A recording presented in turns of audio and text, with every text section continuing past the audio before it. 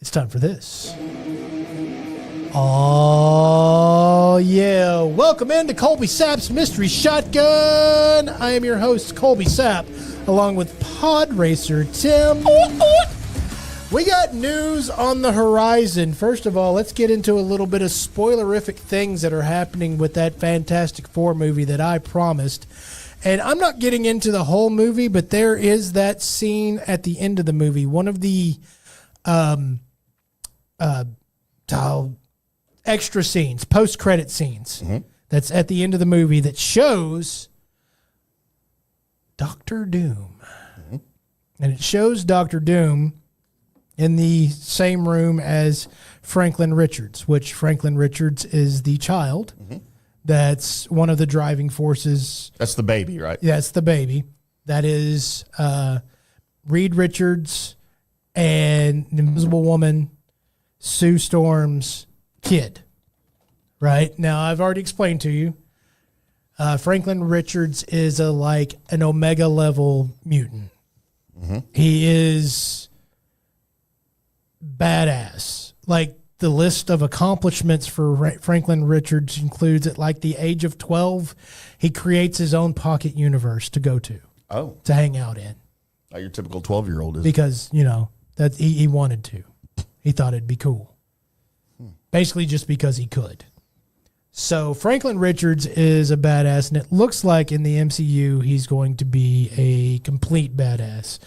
But the fact that Dr. Doom has entered the chat is something that I've been waiting on for the MCU for quite some time. And in talking in a lot of mystery shotguns, been all the way back to when we first saw what we thought was Castle Von Doom in the background of the Moon Knight series. I've been wanting them to go ahead and bring Dr. Doom in as a big bad. I didn't know why you chose the main big bad that, by the way, is now going away for this series, this era.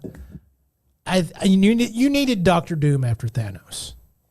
You needed another big comic book draw name, and that is Dr. Doom. The fact that they're doing it, the way they're doing it's cool. In the post-credit scene, you do not get to see, you can't tell that that's Robert Downey Jr. or not. It's just Doom has entered. Right. This scenario. Right. And that is completely cool. I hope and I pray that they make him the Thanos level threat that he is. That he is, because they really did, I'm blanking. They really did Kang wrong. Having him lose, because they had multiple versions of Kang and they had him in the movies lose, like he lost to Ant-Man and stuff. You can't show your big bad losing until the final film. You just can't. Right? Yeah, that's before the actor got in trouble, right? Right. They'd already decided that. It wasn't because of that. Now, it wasn't the supposed final form of Kang. Right. It was another form of Kang. But that's still, you showed Kang lose. Your big bad doesn't lose until the final movie of the whatever you're doing, yeah. The whole thing, right? The series. And showing him lose, so please make a lot of movies or a few movies leading up to it end with Doom on top. Because I don't want this to be a fast-paced, here we are, here's Doom, by the way, we beat him. Because it's Dr. Doom. And you just can't do that. You can't do that with Dr. Doom. So, you spent so long building up Thanos, don't get worried about what you're doing in this part of the MCU and go, well, we have to have a quick beginning and a quick finality, or ending, right? And then you end Dr. Doom being in the MCU. That's going to be a piss poor run by MCU. That's going to be completely dumb, and I don't want to see it happen. The way they're doing their villains, I don't want to see that happen. I'm afraid it's going to.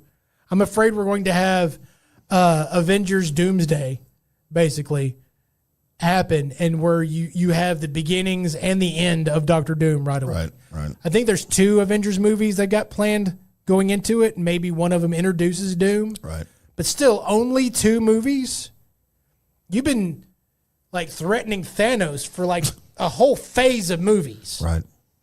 And the Infinity Stones and all that, and building Thanos up that whole time.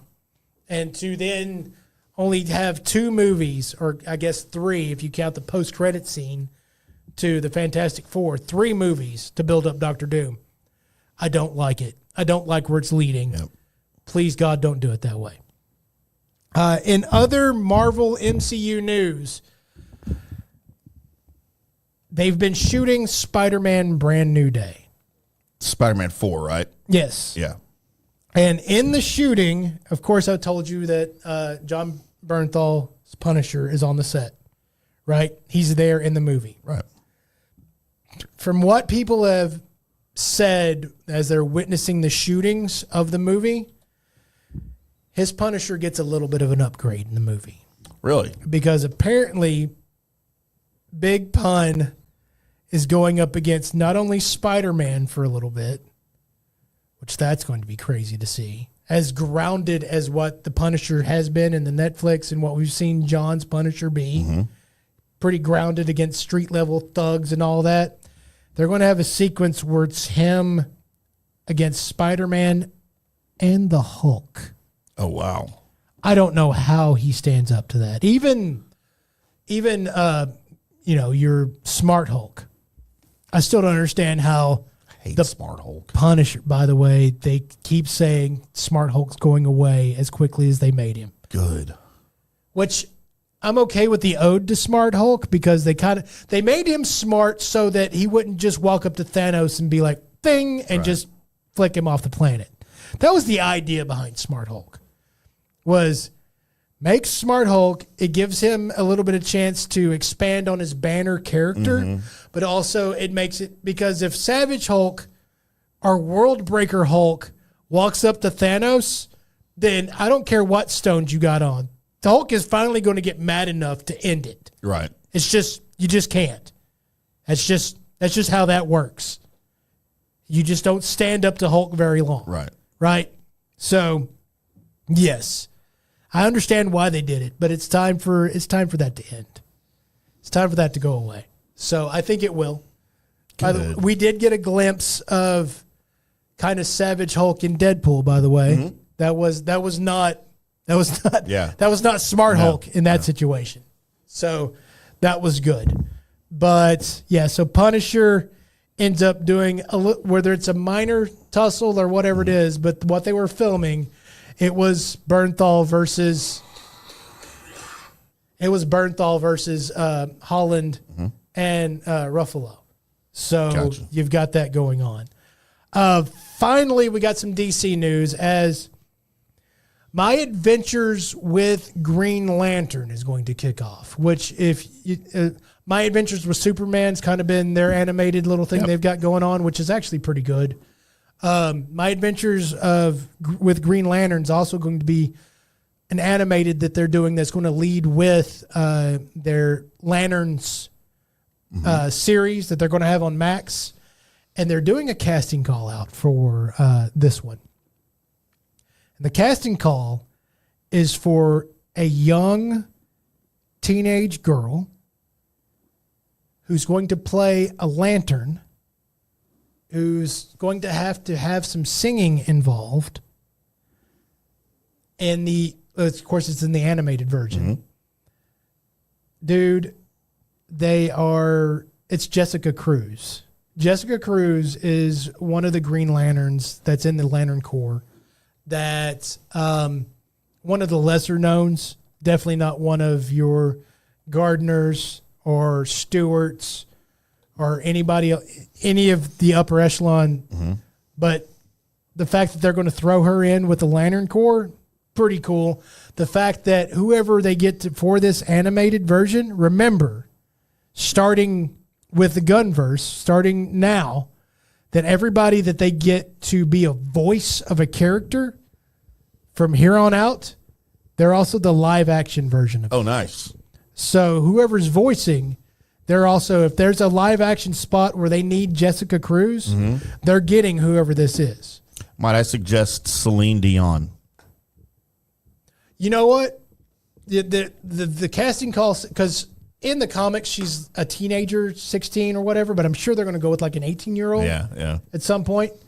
So, but yeah, the person that you kind of see when you first see her is somebody that's, well, kind of overdone a little bit at this point, but it's your current MJ would be somebody that you might see be in that role. Zendaya? Yes.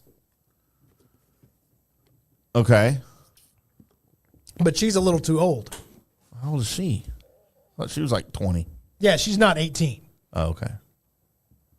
How old is Zendaya? Gotta hope not, or else she's been in some movies that... Oh, God, she's 28. Yeah. I thought she was like 20. She's been in some movies and shown some things now. Oh, yeah. That tennis movie. Yeah. Still got to watch that. Playing doubles and stuff. Yeah, definitely playing doubles. So, yes, sir. That's. But the fact that they're having that going, by the way, the Superman movie's still going strong. See, I thought it would have flopped by now. Why would you think it would flop? I just didn't think anybody would like it. Your hardcore Zack Snyder fans are still not liking it.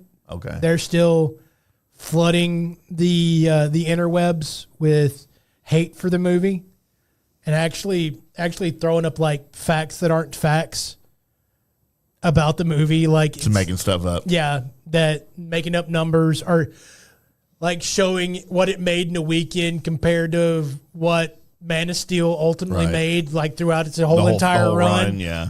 It's like, wait, okay, these are Apples not, and oranges. These are not quite adequate numbers to be comparing. And again, I'll go on my rant about that again. I'm a Zack Snyder fan. I love his stuff that he's done. I love the Snyder Cut. But I'm not to the point to where I'm going to tell you don't go watch a DC film because they're not renewing the Snyderverse. Right. It's almost like I need DC to actually have a win, because that's my comic book company. Yeah. That's my, you want my comic home team? It's Detective Comics. It's DC.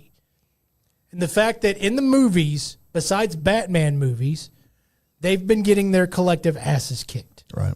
Even when I think that the stuff is good, they've been screwed over by companies. Zack Snyder got his view got screwed over by the WB, the AT&T, the Discovery, all of it. All of it got screwed up, and the people that were in charge had no real right to be in charge. Now I need my team to win. I need my team to win.